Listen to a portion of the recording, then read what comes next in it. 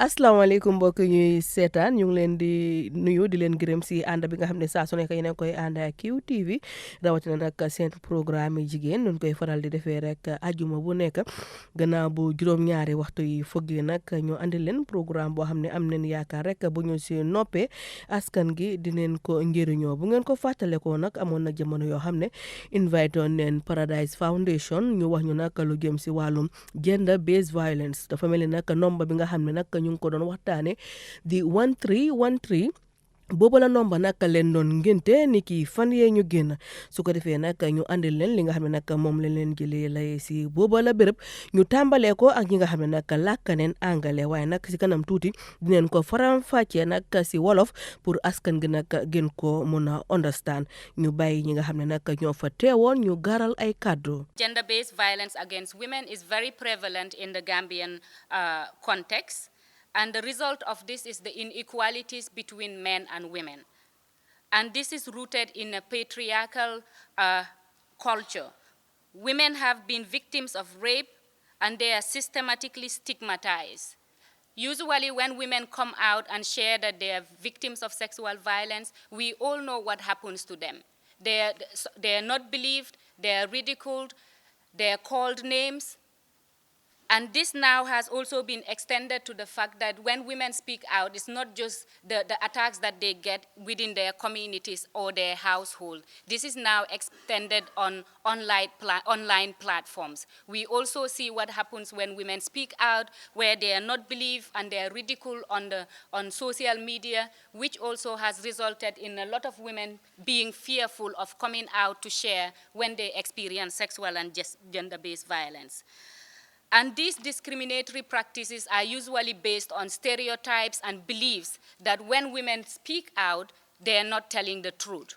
And also because women, for a very long time, we've always been told that when violence happens to us, we should be quiet about it. We all know as Gambians, being raised as children, as young girls, we are always told, even when a young girl comes to their parents to want to talk about something, often they are told, nopil.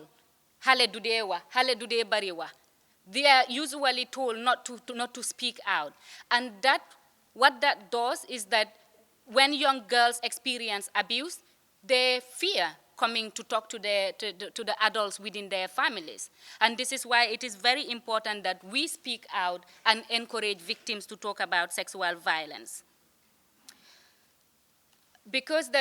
when women speak out and they are not believed, what happens is that the few people who are courageous enough also hold back. The other thing that happens, the other victims staying behind, if they see that the people who speak are not being believed, then they are not going to come out and share that they are victims. And what happens then? Perpetrators keep getting free. Perpetrators keep getting away with molesting, with raping, and other forms of sexual violence that are inflicted on women and girls. This is why it is important that we talk about sexual violence, we are open about sexual violence and how it happens, but also we provide support services when women do come out and share that they are victims of sexual violence. The Speak Out Against SGBV is a platform that we should all embrace. And we hope that at the end of today, it's not something that we will just talk about here and go home. We hope that everybody here today, when you go home, you continue, you take the message to your household levels. Because at the end of the day, most of the abuses that happens within our own households. We used to think that it is the uncles away or strangers. Gambians are very good at being in denial. But most often, it's people closest to us that inflict this abuse on women and girls. So it is important that we go back and we carry these messages and we continue speaking out against sexual and gender-based violence. I've witnessed a lot of things, and we need to understand it from the context of our culture and society and also Islam. I would begin by saying that Allah gave a whole surah to the women, that is Surah An-Nisa, talking about the rights of women, standing up for women. But you know what the problem is? We denied the education of women in Islam. If you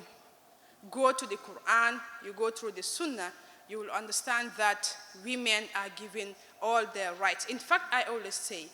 I think Islam gave right to women a lot. And this is something that some of our scholars or some people try to hide or hoard from us, and we need to explore it. And being passive, for example, is trying to accept everything and anything done to you without going against it or speaking against it. Like, for example, marriage. You giving, or someone is selected for you, and you get into the marriage, and you are told, nanga muñ bekay, why fighting it, that guy or the man marrying you have responsibilities to take care of you, to respect you, and to honor you. When the man was going to your house or your family house to look for a wife, he didn't say, jox leen ma mbaam boo xam ne dama koo dóor bés bu nekk. Did he? Waxut ne jox leen ma lan fóotkat, jox ma lan toggakat. And I'm made to understand sometimes in society, if you don't cook or you're sick, your husband will beat you up. Is that fair? What do we do? That is why Allah says in the Quran, if you have disputes, go back to the book of Allah and everything is going to be clear there. If you look at it also, we have something in our society. We said, the hadith said, if you see something wrong, remove it with your hand. If it's wrong again, remove it with your mouth. Or if you can't, remove it with your heart. And that is the weakest point of faith. It's up to us to choose. How do we remove gender-based violence? We have to speak out. And also in the same Quran, it is said, if a woman fears injustice from the husband's side, let her call for a settlement. Let them discuss. It was sulhu khair. And discussion is the best thing to do. And the Quran also says, stand up against injustice. Kulu qawwamina bil qisti shuhada'a lillah. Stand up for injustice for the sake of Allah alone. Even if it is against you, your family, or the rich, or the poor, or even the king, or the president. So what are we waiting for? It's high time. What are we waiting for? It's high time. And I'm sure if we go into the Bible also, it has the same thing there. What do we do? I speak in the voice of a woman who is being abused, who is not taken care of, and who is being put somewhere where she cannot do anything. We lock her up, saying that the Islam or the Quran says women should stay at home. The Quran says, وَقَرْنَ فِي بُيُوتِكُنَّ وَلَا تَبَرَجْنَ الْتَبَرُجَ الْجَاهِلِيَّةِ الْأُولَى. Yes, let women stay at home and let them not be roaming around as the women of the Jahiliyyah period. Fine. But if I may ask, an educated woman with her job and her home to take care of, will she be roaming around? Obviously, she has a lot of things to deal with. Lu ma gën a metti mooy ñu takka doomi jàmbur teg ko ci kër bi tej ko xañ ko teranga aduna te duñ ko ko jox te moom it du ko dem mu lijjantil boppam. Islam waxu ko te suñ culture du ko mën a jël. Nga takka xale bu ndaw muy dem school, muy dem high school, nga ne ko sa janga fii la em. I'm a victim of that, and I choose not to. I was in the university first year, and the man that I was married to said, you have to stay at home, or mobile. And he left me, and I choose my education. Wonderful. And in the same Quran, Allah says, if you divorce based on the settlement or the discussion, Allah will enrich you. And Allah have enriched me. Allah have given me up to bachelor's degree, up to master's level, and I'm pursuing my PhD. What else do we have? And Allah have given me a husband who will support me with my education at a higher height, and he's sitting right with us here. Buñ nangu nit yi di ñu tuutal, buñ nangu society di ñu teg place boo xam ne waruñ faa toog, bu Yàlla tëjee parenteer dina ibbi bunta. This is something that we need to believe in. And even if your parents are against it, have the conviction that dangay janga ndik benefit society. Have the conviction that dangay janga ndik dimbali askan bi. And have the conviction that you as a lady have a role to play in the society. I met a girl who was sitting right in this hall at an event. And I told her, I learned you choose not to go to school, yes. And you're very good in science. I told her, look, if I go to the hospital and I'm attended by a male doctor when I'm delivering, I will not forgive you, because she could have been a gynecologist. She could have been a midwife to help me out. Where is she? Buñ dee nangu nit yi di ñu teg place yoo xam ne waruñ koo teg. Islam dafa taxawal jigéen. Islam dafa ne na jigéen ñi jànga. Yonent bi sallallahu alayhi wa sallam mu ne su leen diine réeree dem leen si kan yaa Aïcha radiyallahu anha te moom mooy wax rahmatul lil alamin. Suñu amee yooyu kon ñun lan la ñoo xaar. When we have issues in our houses, yàlla dafa ne soo leen amee seen problems oote leen both parties ñu toog ñu waxtaanee ko. Wasulhu xayr mu ne hakaman min ahlihi wa hakaman min ahliha. oo leen famille góor bi oo leen famille jigéen bi gars yi toog ñu waxtaanee ko. kon lan la tax jigéen war a jooy si këram dellu gars yi delloo ko. am na sëy yu bari tas neen te ñu ngi am ay doom outside marriage. You know why? Parce que góor bi daf laa fase benn yoon ñaari yoon ba ñetti yoon ba ñeenti yoon ñu ngi laa delloo waat. Foofu sëy amu fa njaalo moo fa am. These are things happening in the society and we need to talk about them. Ngir lan am na fuñ ko weer tamit mooy lan góor bi dawri la ut. Loolu moo tax nen leen yar suñ doomi ñu taxaw si foo xam ne they can stand up for themselves and they wouldn't have to depend on a man solely. Jamono bi dafa metti benn góor mënut a provide jigéen on everything. We need to understand that. So when someone comes to seek for your daughter's hand in marriage too, bu leen ko teg lu munut. Ndik su ko defee dafa xam ne jaam la am. Most of these things emanate from those things. Góor bi dem uti jabar. Ngeen war ko may si njëkk ak teranga amul coono boo leen ko du coonalut pour lan ne seen doom la bugga. Ndax kooku dina jàppa doom boobu noonu? Will he respect that wife? Will he respect the family of the wife? These are the things that are happening. So that is why, again, if he pays a dowry of 50,000 with bulls and cows and everything, the wife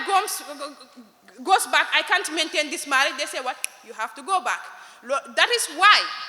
I would also say Islam have given us the right as women, as girls, to choose the dowry that we want. Luma de wax moy ken duma def marchandise. Ndik su mété elek, I have to choose to put myself out of it. And mind you,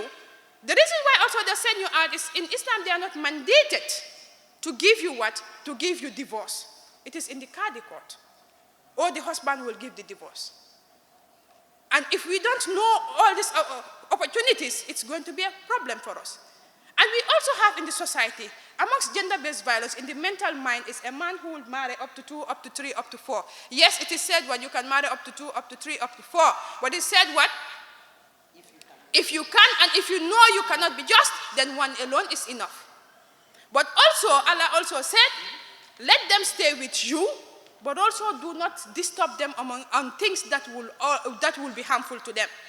Moo tax lu ma dee faralal di wax mooy soo amee ñaar ñetti jabar nen leen lijjanti wante, and we look at it from the perspective of let everyone be on your own.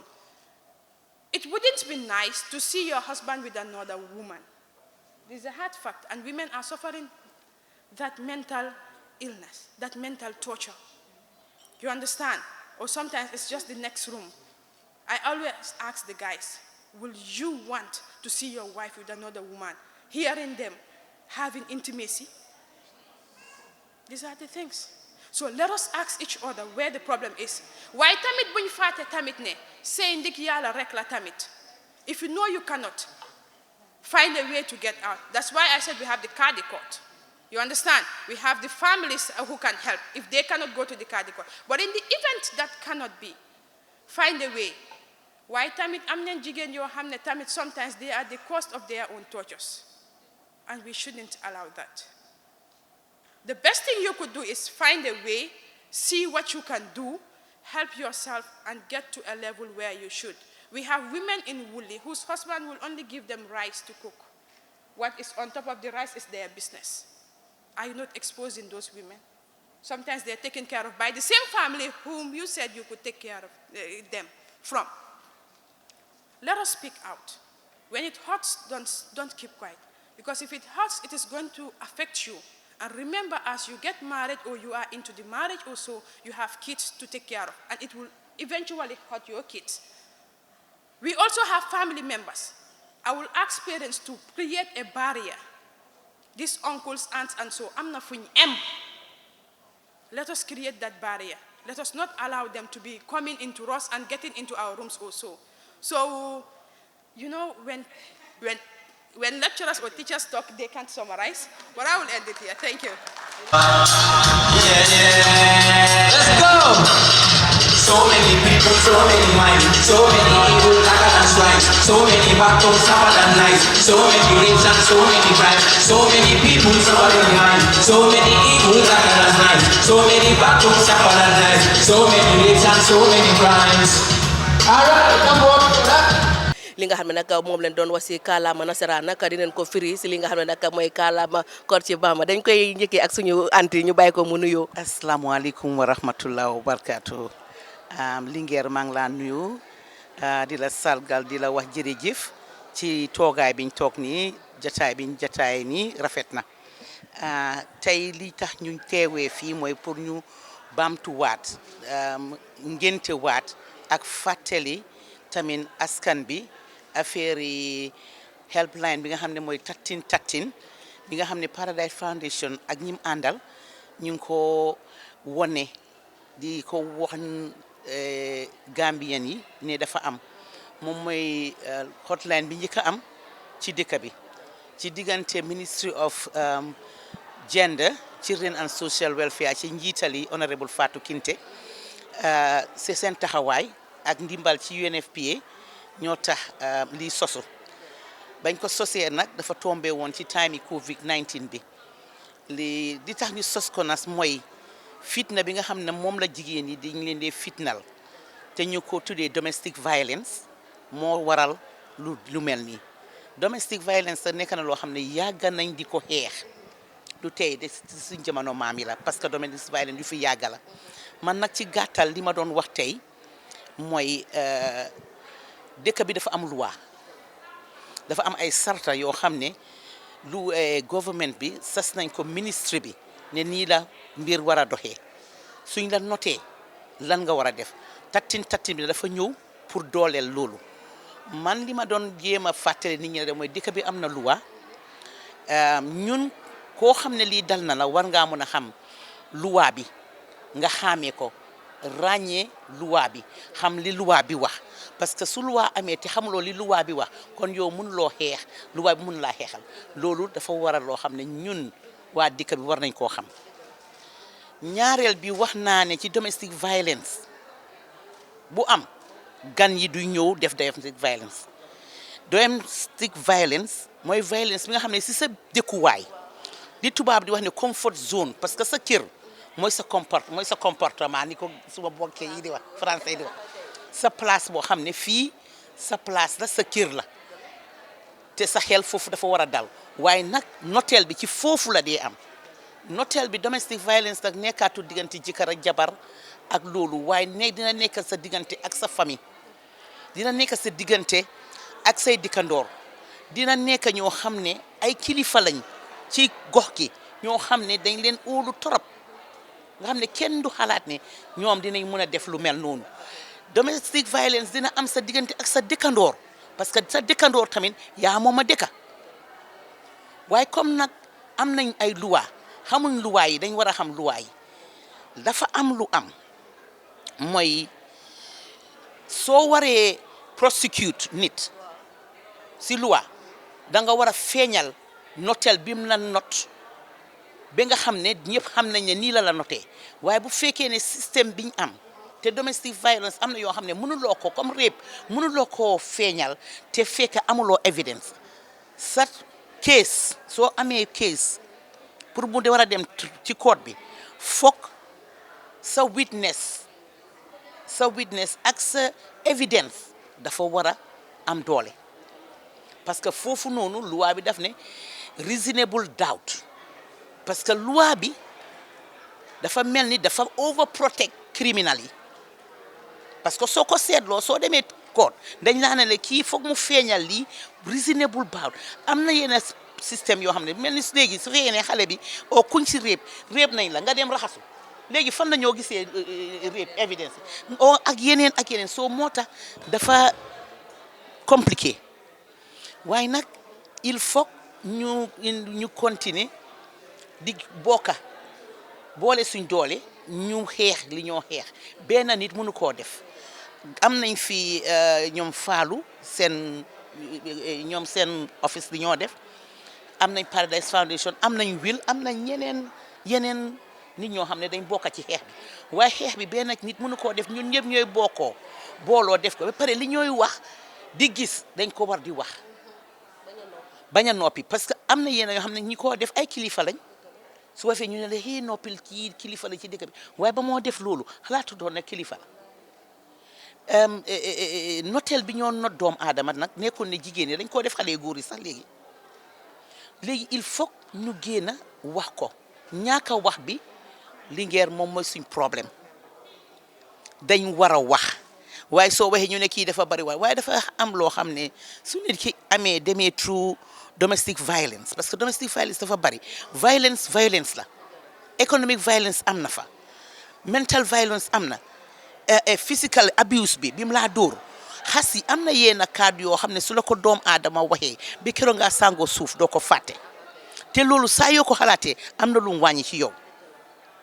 moo tax nag violence is violence dafa war a stop doom aadama dafa war a respect moromi doom aadama liir bu juddu tey sax respecté ko nga jox ko jëdaam jox ko ciram campagne bi man ni ma ko waxee si commencement bi ma wax ci nasaraan mooy dañoo speak out campagne dañ koo launch mooy initiative waaye dama ne lii nekkut benn waxtu lañ koo wax te ñu daje fi wax ko ñu tàccoo tasaaro déedéet lii dafa nekk loo xam ne allah kulli xal yi bur bu set dañ ko war a wax dañ ko war a xeex suñ ne ñu daxa fitna ak seytaan suñ diggante nañu wax ndax ñu mën a saafaral Linguère buggum toogaay bi yàgg na waaye lii dafa nekk topic boo xam ne xëy na yàlla dinañu mayaat beneen jamono buñ mun a toog gën koo yaatal parce que lii nekkul wax bu ñëw wax ci lu gàtta il faut ñun ñëpp ñu booloo nag taka suñ xol yi nekk benn liggéey bi mu dem kanam te ñu fàttaliku ne dëkk bi dafa am loi ku def lu bon dañ la war a teg ci yoon jërëjëf Linguère maa ngi leen a gërëm di leen santa bàyyi nga daw léegi comme toogaay bi yàgg na lool ñu dem nag si Néné nga xam ne nag mu ngi bàyyeekoo si bunti ministre bi nga xam ne nag moom leen dénk wàllum ndaw yi ak jigéen yi moom nag am na kàddu boo xam ne gaaraloon na ko nag si nasaraan moom it ñu bàyyi ko mu nuyoo ba pare nag wax li nga xam ne moom la doon wax si nasaraan si wolof ndax mu leer nañ. awusubillahi mina seytaani rajim bisimilahi rahmaani rahim jërëjëf Linguère maa ngi laa nuyu di nuyu mbokk yi ñuy seetaan yëpp. li nga wax am na solo torop comme tey liñ doon waxtaanee rek mooy dañ nekk di ngénte campagne boo xam ne mooy lan mooy nañ bay tekkaaral gi bay noppi bi te di feeñal métital yi nga xam ne moo nekk di xew ci biir askan bi soo ko seetloo métital yi bari na te bari na façon ñu ngi dóor di gaañe di saaga léegi-léeg sa nit ki nga aaye ko koom-koomam li moo war a am loolu yëpp i métital la léegi-léeg métital yoo xam ne la sax doo xam ne yow yaa ngi métital doomi aadama bi waaye fekk yaa ngi ko def loo xam ne métti na lool daal te doo xale jigéen yi te doo xale góor yi yëpp ci la bokka li ma wax nag ci wàllu nasaraan mooy dëgg neex yàlla métital yii dafa métti xol te soo continuer di noot doomi aadama mun naa isi sa fitna ci biir réew kon dañ war a bàyyi xel bu baax a baax noot yi ñoo noot doomi aadama méttital yi ñoo méttital nit ñi ma ne nag dëgg neex yàlla suñ ne ñu génnee méttital yii foog nit ñi wax foog ñu feeñal foog ñu bàyyi napal bi te foog ñu teg maslaha bi tey bu fi sàccakat sàccoon romba ñu ne diwa ngi nii moom moo fi sàcca moo fi def nangam waaye bu nit tëddeewoo doomi jàmbur ñu ne nañ ko suturaal suma càmmeñ la suma mag la suma nijaay la suma mbokka la liggéey gi nag kenn nit mënu ko ñëpp a ko bokka foog ñëpp booloo ñuy waxtaan di gisante di eddawante te di génnee li nga xam ne moo nekk ci kaw nit ñi am na koo xam ne bugga naa wax xëy na xamul fan la moo demee pour wax am na koo xam ne métti talan koo dal xamul ci kan la koo jooytoo waaye campagne bi dina gën a tax nit ñi xam fan la ñoo dem pour wax seen métital yi dina gën a jox ñeenay doole pour nga xam ne suñ leen a méttital dinañ génn tamit wax luwaay yi am nañ luwaay yaa ngi fa waaye luwaay pour mu dëgër foog ñu doxal li luwaay yi wax tey su fi nit daanoo ci kaw xale bu jigéen yow yëg nga ko man yëg naa ko ñu yóbbu yëf yi ci code bi du mun a continuer ñun suñ bañee pour ñëw taxaw seede foog mu am ku taxaw nangoo taxaw ñëw wax kon foog ñu bàyyi napal bi di génn di wax xam ne mettital yi suñ ci taxawut mun naa isi fitna goo xam ne man maa yow duñ ko bugga keneen ak keneen du ko bugga kon ci gàttal ma emangum fii ba ci kanam tuuti xam naa ne waxtaan gi nag du em ci tey dinañ ko continuer te yàlla def na fii léegi benn week wala ñaar fukki fan ak juróom benn boo xam ne moom la àddina bi tëral tamit pour mettital yi nga xam ne moo nekk di am boobu tamit mu ngee ñëw waaye ba tey ma fàttali déglukat yi rek ne ku ci am daal lu la métti wala nga gis ku ñuy noot wala nga gis ku ñuy méttital téléphone boo mun a jël muy Gamcel muy Africell muy Qcell muy Comium mun ngaa tega rek 1313 boo ko tegee di nga am ku la uyu jërëjëf. Adam Touré Ba moom it mu ngi foofu board member foofu noonu sa Paradise Foundation moom it ñu bàyyi ko mu gaaral ay kaddu balaa ñoo ñëw si suñu yaay boobu jege sil ñu bàyyi la yow it. asalaamaaleykum maa ngi tudd Adam Touré Ba board member la si Paradise Foundation initiative bi. tey li ko gën a waral mooy pour gën a fesal number bi di 1313 mooy helpline number bi nga xam ne moom la nit mun a call bu dee yaa ngi experience any sort of violence mun naa nekk physical mun naa nekk emotional violence any sort of violence waaw dama di comme li fi ñi jot a wax jaar rek mooy wax bi moo di xaw a métti pour ñu bari ñun dafa am nuñ daan dëkkee Linguère nga dëkkaa yaay dëkkaa papa maam baajan tanta ñëpp nekk ci kër gi ñëpp di bokk ci yar bi su baajan waxut tanta dina wax bu yaay waxut yumpaañ dina wax waaye léegi unfortunately ñun ku nekk dafa dëkka sa kër yow kese ak sa njaboot bi nga gis ne yar bi si yow rek laa am waaye am na nuñ daan dëkkee ñëpp a yar koñ bi sax dañoo yar te dëkkee woon nañ noo xam ne koñ bi suñ gisee loo xam ne jaaduwut sax dañ daan mun a am fit pour ñëw si kër gi wax ko waaye léegi loolu dafa jafe waaw ku nekk dafa toog si sa koona rek ne lii du suma yoon nekku si so loolu tax na lu bare ngee xew fi mu nekk loo xam ne doy na waa daal waaw doy na waa waaw di wax jigéen ñi rek ne nomba bi soo ko koolee yow yaa xam li nga dunda yow soo demee ba nga mu toll foo xam ne métti na ekatil téléphone bi nga kool nga wax bu dee amuloo kenn koo waxal wala am nga kersa pour wax ak nit ekatil téléphone bi parce que téléphone bi boo koolee di nga am privacy boo xam ne yow ki nga waxal gisuloo ko number 1 number 2 boo demee sax ba pare pour war a dem pour gisee nit dinañ make sure ne information bi nga leen a jox duñ ko génnee si biti because ñooñu dañ leen train pour loolu des data protection so kenn du yóbbu waxi kenn sutura daal mu ngi fa ci gàttal dalal xel waaw te 1313 boobu noonu free toll number la si network yëpp duñ la caaj dara waaye ñu waaw soo ñu wax ne ñene nañ kool buñ amee jafe-jafe buñ ko dinte nañ kool waxtaan waaw jërëjëf mbokk yi ba tey ñu ngi fii nii si programme bi nga xam ne nag am nañ ko tey fii nii si QTV mu doon ab programme boo xam ne nag ñu ngi ko waxtaanee si nomba bi nga xam ne nag ngente nañ ko di 1313 dalal xel waaw yokk naa si dalal xel 1313 dalal xel tey nag moom la ñuy ngente ñu am fi suñu yaabo yi nga xam ne bàjjeni gox la bu ngeen ko ràññee nag kenn du ko laam-laamee si biir réew mi moom it ñu bàyyi ko mu sànni ay kaddu si li nga xam ne nag moo xew si bési tey gi la yaabo yi ñu ngi lay nuyu. asalaamaaleykum. Linguère maa ngi laa nuyu di la wax ne laf cat yal na la yàlla laf cat ndax li nga yokka nii ci ngénte li am na solo dalal xel am na solo bu baax a baax a baax a baax di nuyu waa réew mi rek góor ak jigéen mag ak ndaw di leen wax ne lii nga xam ne ngénte nañ ko tey muy tatin nekk na nomba boo xam ne boo ko daayalee doo fay dara te loolu dafa am solo boo nekkee ci xat-xat bugga loo ku la jàppale nu mu gën a gaawee booboo gën a gaaw soo du borom du fay dara soo amul mobile sax soo àbbee mobile soo ko ne defal ma tattin su la ko defalee dina am ku la wuyu te ki laa wuyu di nga ko mun a wax sa soxla te bu neexee yàlla mun na am yàlla dina faj aajo bi su fekkee nag suma classe bi nga xam ne jànguñ benn la ak ñett benn ak ñett ñaari yoon rek ngay def soo àbbee nit mobile nee ko na bësal ma benn bu la bësalee benn nga ne ko bësal ñett mu bës ñett nga dellu ne ko defal benn mu def benn nga ne ko defalaat ñett rek mu am tattin rek nga wax sa soxla waaw baaxut loolu nekk xaj na ci dañ war a génn wax ak nit ñi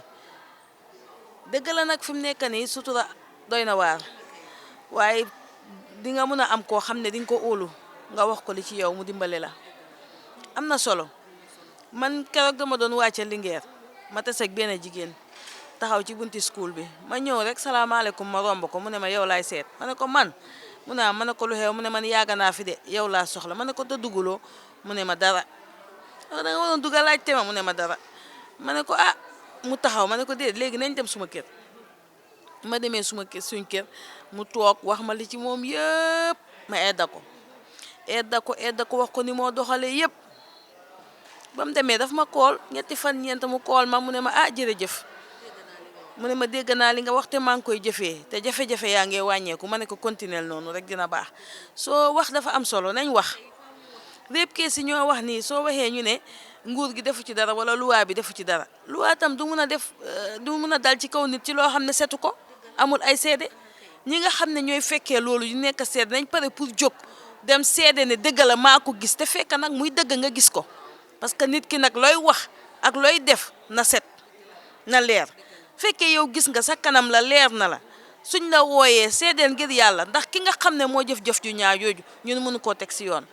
waaye bu amul benn seede amul kenn ku mun a taxaw seede amul kenn koo xam ne mun naa joxe loo xam ne dinañ xam ne lii moo am dëgg la soo xam nga loolu dafaa jafe pour luwaa bi def liggéeyam nañ leen dimbale suñ boppa ñu dimbale luwaa bi man tey loolu laa amoon pour wax kontaan si nag Paradise Foundation nag su dee dëgg rek la ñoo wax ñu ngi am kees yu bare wax dëgg yàlla dañoo am kees de comme niñ ko waxee demuñ ci media bi di wax waaye kees yu bare ñu ngi koo am waaye xam nga tam li waral ne duñ dem ci yenn media yi wax sutura dafa am te ñenn ñi bëgguñoo seen yëf jëm kaw te nit ñi óolu nañ ñu waaye ñun bàjjeni gox yi ñu ngi am kees yu bare te ñu ngi koy dox ci sutura léegi sa góor oo ñu ne ñu kaay dimbale ma ci suma jabar lii ak nii ak lii la nekkee ñu dem wax ci yàlla def ci jàmm waaw soo ñu ñaan yàlla rek yal nañu yàlla defal jàmm ci réew bi góor ñi nga xam ne ñooy toroxal jigéen ñi ak jigéen ñi nga xam ne ñooy toroxal góor yi tamit waaw yal na yàlla ñëw ci seen xol yi ñoom ñëpp ba ñu mun a wécceeku ci darajay Muhammad waaye nag boo seedee nag jigéen ñee gën a sonn de ñoom la ñoo gën a sonal nag waaw. su ko defee ñu ngi toog a am Aïssa Balde xam naa nag du ne bu leen ngeen koy soog a gis si programme jigéen comme lu ma coy wax rek la lii dafa mel ni daal follow up mission la because lu door la woon foofu noonu si QTV tey nag gis neen fii tollu bi moo ñëw nag ngénte wuñ ko woon waaye nag dafa mel ni tey kenn ma ngénte neen 1313 ma boole si nag dalal xel 1313 dalal xel su ko defee nag ñu bàyyi la nga wax ñu sa taxawaay si foundation bi ak lan moo waral bi si tey gii nii. jërëjëf. asalaamaaleykum mbokk yi kontaan nañ torop pour ngeen ñëw teewee bés bi ba pare di ko jottali information yi seen viewers yi waaw tey nag dañ ñëw pour launch campagne bi speak out campagne yi 1313 pour wan nit ñi ñu ku si am fitna ak xoxatal yu ñuy xoxatal jigéen yee ndaw ñi pour ñu am nombre boo xam ne dinañ ko oo si sutura ba pare nga naka waxee dalal xel waaw ñu dalal seen xel waaw because social workers yaa ngi fa ñu dalal seen xel waaw looloo ñu tax a jóg tey ñu oo ndaw ñi jigéen ñi media bi surtout pour ñu ñëw teewee ko comme su ko defee ñu mun a partager information bi ndaxte fan yi yëpp dangaa gis ne réew mi yëpp saa yu nekk nga taal social media télé yi rajo yi di nga gis fitna yi ak reyante bi ak ñaawte fi façon bu nekk mu ngi xew si biir dëkk bi wante foog ñu toog nekk di ko waxtaanee pour mun a jagar ndaxte lii demul kër duñ toog rek nekk di seetaan déedéet foog ñu jóg wax te léegi wax bi dafa jot te wax bi tamit du ne ñun ñu see liggéey rek wante ñoo xamante ne fitna dal seen kaw ñaawteef dal na seen kaw ñu waxtaan waaw si sutura ñu nga xam ne ñu ut ku leen a jàppale ku leen a dimbale pour defal leen ba pare waaw. boo ko xaymayee ñaata junne calls ngeen am si ay nit. waaw bu lifin bi starté ba léegi helpline bi starté ba léegi am nañ almost 10,000 calls wante about 500 calls yoo xamante ne soxla yoo xamante ne dañ leen am pour refer ba yóbbu leen si police ak si yeneen services yi pour ñu dimbale leen di te problème yoo xamante ne la du ñun rek ko mun a régler. nga ñëw ak góor yi ak jigéen yi yan ñoo dee gën a call di xam naa ne question bu ñu war laajte la waaye xam nañ ne daal. funny enough góor yaa dee gën a call ñun dañuy am góor yuy call pour wax ne jigéen bii de suma néebo la mu ngi dundal lii am na tam xale bii mu ngi dundal lii am góor yoo xamante ne jot nañ information bi ñoo xam ne di ko ne man de dégg naa lii xaaral ma boole leen ñeneen ñi nag dañoo kool ne bëggu ñoo feeñ waaw loolu nag bari na torop dañoo kool ne bëggu ñoo feeñ wante loo xam ne la rafetlu nañ ko ndigte tamit du lu xam ne pour jigéen ñi rek la góor yi am nañ si wàlla ndigte boo gisee problème am góor jigéen a tax waaw. am na solo bëgg naa laa laaj tamit daf fi mu nekk nii ñu bëri naam ñu ngi génn sax waaye dafa mel ni ba tey génn bi des na lu bari sax dangaa gis dañoo ñëw ba si kanam ñu withdraw oo ne la xay baalal ma de xam nga bëgguma suma yaay yëg ko bëgguma kenn yëg ko soo mel ni waxuma la dara wante dangaa gis ko mbite kenn kool ne man suma dëkkandoor suma xarit lii ak lii moo ko dal wante nu moo waxee di nga dégg si xolam ne kii lii moom boppam la moo waxal léegi dañ la waxtaanal dalal la sa xel nga gis seen xel bu dalee dañ dee ñëwaat ne kana nekk si line bi bugga naa koo gis bugga naa koo mit loolu yëpp gis nañ ko ndigte xam nga waxa nit si téléphone du ñëpp a ko óolu foog nga tamit jaakaarloo nit koy wax bi ko soxla bi diis na la torop waaw su ko defee nga gën a digal 1313 bi rek pour ku am jafe-jafe waaw ku am jafe-jafe maanaam jigéen yu ñoo dóor seen biir kër yi mi te góor yu ñoo dóor sax si biir kër yi maanaam rape sexual harassment mu ngi xew si biir kër yi moom la ëppee nag si community si office yi dangaa dem uti liggéey ñu laa harass loolu warut nga dem si place yoo xamante ne jigéen lu nekk dañ leen di gisee comme object daal loo xamante ne marchandise nga su ma la defalee lii soo ma defalee lii ma defar la lale warut ñun ñëpp dañu war a jàppante moo tax koo xam ne nekk na si situation boo xam ne bugga ngaa waxa nit o dal nga yëfi rape o sexual harassment nga bugg a wax xëy na yàgg na laa dal mbite mu ngee doog a dal nga wax koo xam ne tam dalu la te tamit yaa ngi si askan bi sa wareef la pour nga report gis loo xam ne neexu la nga report mbite nga wax nit ki ne ko koolal nomba bi ba xam mun nañ laa jàppale noppi bi tamit dafa war a jeex ndax nit ñi suñ nekkee di dund ak seen i naxar ak seen métit mun naa leen a jural lu bari waaw lan nga bëgg a tàggatoo xanaa di leen jaajëfal rek kontaan torop saa yu nekk suñ yéen ak ñoo showcase bi que suñ liggéey bi tamit visibilité lañ soxla ndigte lu ñoo def pour askan bi la soo nit ñi xam lu ñoo def mu gën a leer seen bopp dafa baax te nekkul ne dañ fi toog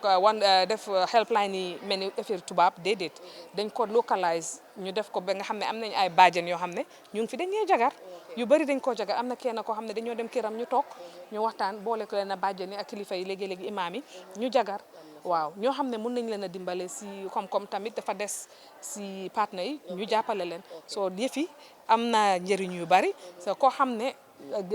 yaa ngi sofa yaa ngi soona mun ngaa woote 1313 actually dinañ leen wan helpline bi nu moo opératé fële waaw ñoom dinañ leen ko def loolu jërëjëf. hello yaa ngi call line gender based violence naka lañ lay mën a dimbalee maa ngi tudd Aïssatou Ba di liggéey ak Paradise Foundation waaw baax na ndaw si dégg naa li nga wax waaw jafe-jafe yi si néegi sëy yi dañ si dee mën a jàppale waaye benn dañ lay njëkk a digal pour ngeen waxtaan ko si biir néeg yi ba pare parce que sëy boo gis am na njiiti yoon njiit bi dañ la dee digal nga dellu wax ak ñoom ba pare bu fekkee ne nag waxtaan nga ak ñoom te amuloo ci benn solution mooy ne dara sottiwut su boobaa ba léegi mun nañ laa woon yoon yoo xam ne dinga ko mun a jël yow nag yaa ngi wax waxi sëy bu tas ñun nag sëy bu tas dañ la dee digal pour nga dem si kaadi bi parce que si kaadi rek moo mun a tas sëy bu fekkee sa jëkkër mayut la sa baat bu fekkee ne si wàllu dóor kenn amut right bi mooy mën bi kenn waruta dóor kenn parce que boobu loi bi def koy tere li ñooy def mooy dañ lay digal tamit ñu jàppale la ci pour nga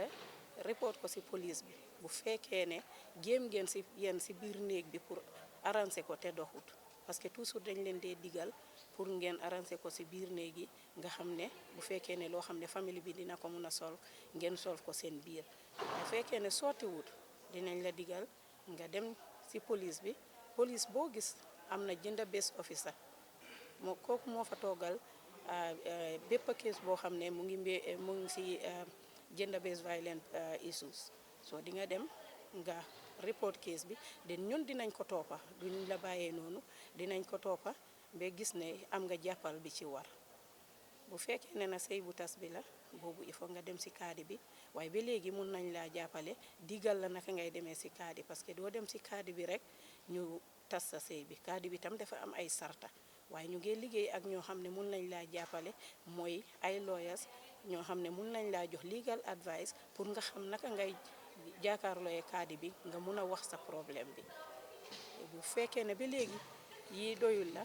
dañ la dee mun a invite ci centre bi nga ñëw nga xam ne di nga toog ak ñun waxtaan ak ñun ñu gën a yaatal waxtaan bi parce que waxtaani téléphone xëy na doo mun a wax yëpp li nekk ci yow waaye fu ñu toll nii ñu ngi lay ñaan nga dal nga mun a tey jàppale sa boppa te bul nangu problème bi nga am ni nga def ci loo xam ne danga koy réccu ëllëg ñu ngi lay jaajëfal mun ngaa woote waat bu fekkee ne ba léegi suñ service bi yaa ngi ko soxla jërëjëf. gis naa jigéen mi réew mi ñi ñoo di jàmbaar